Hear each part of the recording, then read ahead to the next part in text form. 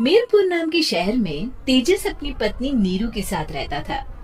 पति पत्नी दोनों ही नौकरी करते थे। एक दिन तेजस गांव अपनी माँ के पास फोन करता है। हेलो, प्रणाम माँ। जीते रहो माँ, तुम दादी बनने वाली हो हैं? अरे वाह, ठीक है बेटा, मैं कल ही आती हूँ। जब माँ जी शहर पहुंची तो बेटे बहू ने बहुत अच्छे से स्वागत किया। लीजिए माँ जी चाय। अरे गर्मा गर्म पकोड़े ले आओ माँ के लिए। नीरू रसोई में गई और 2 मिनट में ही पकोड़े ले आई। जी ये लीजिए। बहू जादू से बनाए हैं क्या? अभी तो रसोई में गई थी। यम्मी। माँ जी, शीला रसोई में पकोड़े तल रही है, मैं बस लेकर आई। हे भगवान, मेरा धर्म भ्रष्ट कर दिया तूने। अब तो गंगा जल से शुद्धिकरण करना होगा। दूसरे दिन, माँ जी मैंने नाश्ता बना दिया है, ऑफिस जा रही हूँ। पर अभी तो घर का सारा काम पड़ा है। शीला आती ही होगी, झाड़ू पोछा बर्तन कपड़े वो सब कर लेगी। हमारे जमाने में घर का सारा काम हम ही करते थे। जी माँ जी, आप बहुत होशियार हैं, मैं घर ऑफिस दोनों नहीं संभाल पाती। तो जरूरत क्या है घर से बाहर जाकर चाकरी करने की? वैसे भी घर का काम खुद करने से घर में बरकत आती है, समझी? पर माँ जी।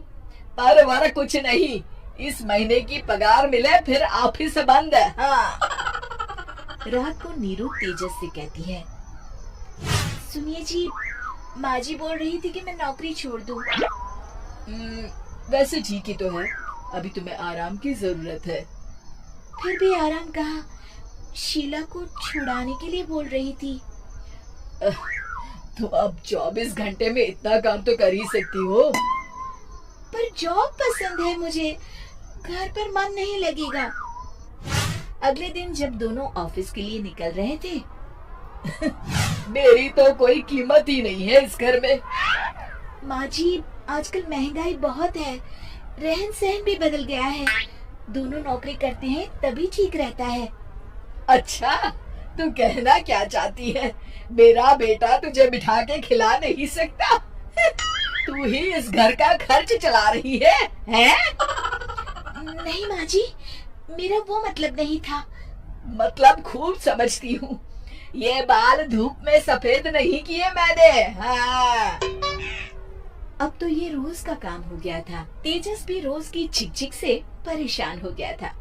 एक दिन उसने कहा, नीरू, वैसे भी तुम्हें मैटरनिटी लीव मिलने वाली है, तो अभी से ही छुट्टी ले लो। पर क्या, मेरी सैलरी अच्छी खासी है। आखिर नीरू ने रिजाइन कर दिया। जब बच्चा हुआ तो घर में सब बहुत खुश हुए। कुछ दिनों बाद तेजस फाइल देख रहा था। क्या हुआ तेजस, कुछ परेशान लग रहे हो? अब हाँ, वो हमारी जितनी सेविंग्स थी वो तो हॉस्पिटल में और छठी के फंक्शन में खत्म हो गई है नीरू। और अभी वैसे मंदी चल रही है तो मैं बोल रही थी कल मुन्ना को हेपेटाइटिस का टीका लगवाना है। नीरू, क्या पोस्टपोन नहीं कर सकते? नहीं जी, बिल्कुल नहीं। अब तेजस को समझ में आ रहा था कि उससे गलती हुई है। पैसों की कमी का असर घर के माहौल पर भी पड़ रहा था। अगले दिन, बेटा मेरा चश्मा और ये दवाइयाँ ले आना, पर्चा देते हुए माँ जी ने कहा। जी।